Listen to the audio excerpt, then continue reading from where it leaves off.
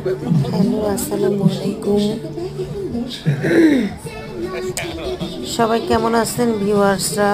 আমি, আমার মেয়ে, আমার বর বেড়াতে গিয়েছিলাম মালদ্বীপ।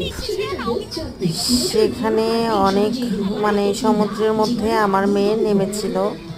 ও যে নামতে পারবে আমি আসলে কখনো ভাবিনি, কারণ ও কখনো অল্প পানিতেই নামতে গেলে 2-4 জন ওর সাথে নামতে হতো, অথচ ও একাই নেমে সাঁতার কাটিয়েছে, আবার ছবি উঠেছে।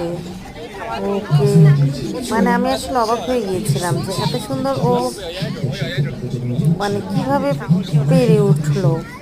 আমি আমার হাজবেন্ড উপর থেকে আসলে ভয় পাচ্ছিলাম যে কখন যে ডুবে যায়, ডুবে গেলে ওকে আর খুঁজে পাওয়া যাবে না, কারণ ও অনেক হেলদি, ওকে তো ধরেই উঠানো যাবে না। খুবই টেনশন করছিলাম আমরা আসলে দুইজন।